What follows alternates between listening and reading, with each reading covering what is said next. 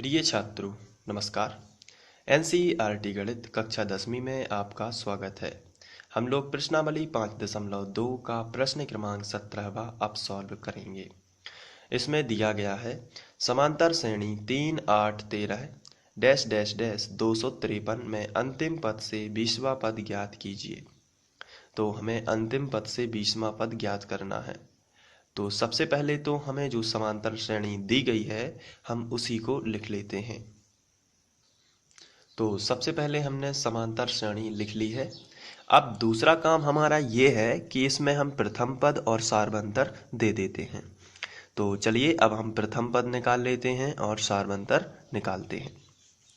तो हम लिखेंगे प्रथम पद a बराबर, प्रथम पद को a से दर्शाते हैं और ये जो पहले नंबर का पद होता है उसी को हम प्रथम पद बोलते हैं। इसके बाद सार्वअंतर,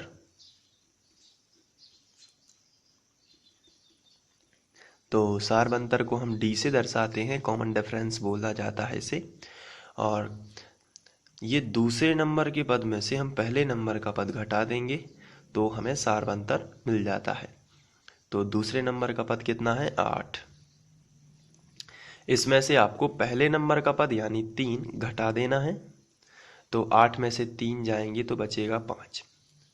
तो आपको एक समांतर श्रेणी दी हुई थी तो सबसे पहले उसी को लिखना है। दूसरे नंबर पर आपको उसका प्रथम पद और सार्वंतर निकालना है। अब यहाँ पर हमसे कहा गया है अंतिम पद से 20वां पद ज्ञात करना है। तो इसके पहले जब हमें क्वेश्चन दिया जाता था तो वो कुछ इस तरीके का होता था, जैसे समांतर श्रेणी 2, 4, 6 डैश डैश डैश 20 का 6वां पद ज्ञात कीजिए या 7वां पद ज्ञात कीजिए, ऐसा होता था। लेकिन इस क्वेश्चन और इस क्वेश्चन में क्या फ़र्क है? तो आंसर है इसमें एक बड़ा फ़र्क ये है, इसमें लिखा है अंतिम पद से 20वां पद, लेकिन इसमें लिखा है केवल 6वां पद। इसमें अंतिम पद नहीं लिखा है, लेकिन इसमें लिखा है अंतिम पद से 20वां पद।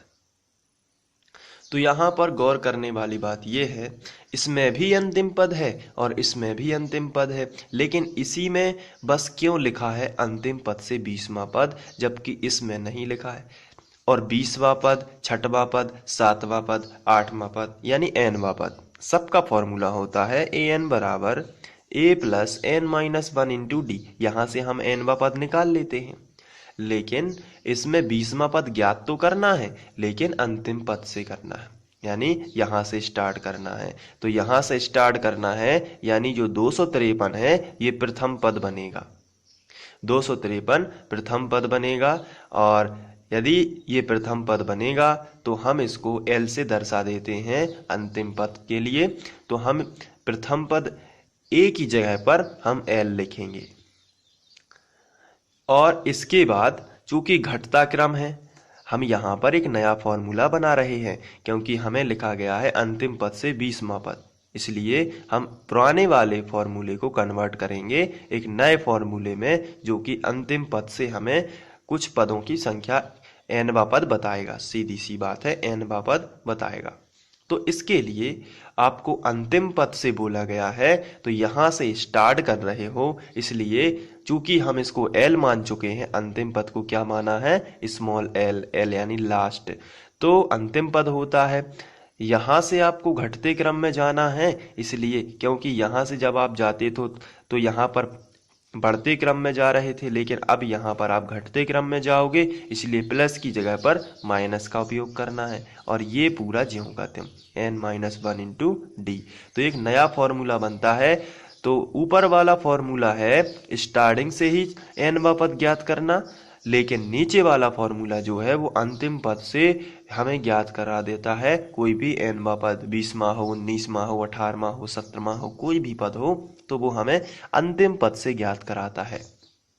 तो इस पूरी बात को कहने का मतलब मेरा ये है कि जब आपसे कहा जाए डायरेक्ट छठवां पद ज्ञात कीजिए, सातवां पद ज्ञात कीजिए, आठवां पद ज्ञात कीजिए, तो आप ये सिंपल वाला फॉर्मूला लगाओगे a plus n minus one into d. लेकिन जब आपसे कहा जाए थोड़ा हट के कि अंतिम पद से ज्ञात करना, यानी यहां से आपको चलना है, तो फिर ऐसी स्थिति में आप क्या लगाओगे?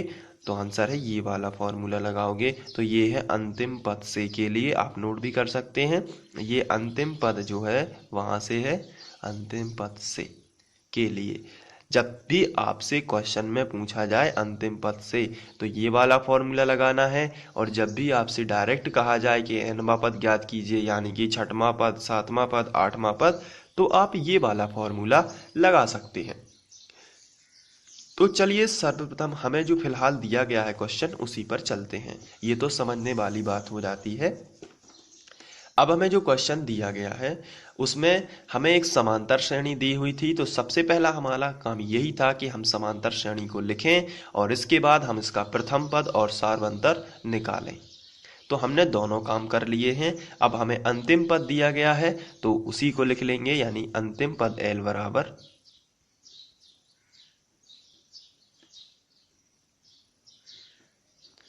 253, ये हमें दिया गया है। अब अंतिम पद से 20वां पद ज्ञात करना है, इसलिए हम यहां पर लिखेंगे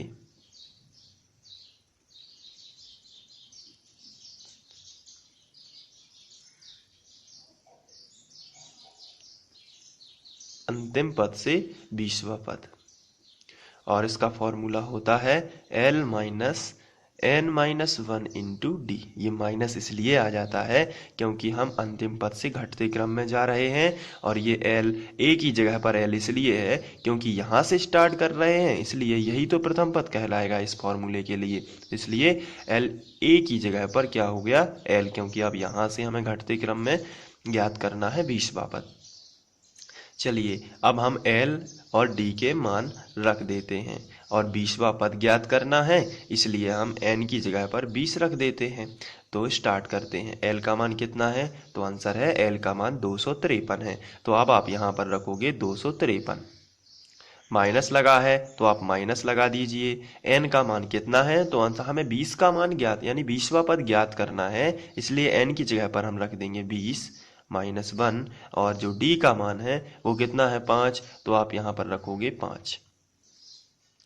बस आपको अब कैलकुलेशन कर देनी है। जैसे 253 जो लिखा है आप इसको ज्यों का त्यों लिखें, माइनस लगा है इसको भी ज्यों का त्यों, क्योंकि ब्रैकेट के अंदर पहले घटाना करेंगे तो 20 में से 1 चला जाएगा तो बचेगा 19, और यहाँ पर बचेगा 5।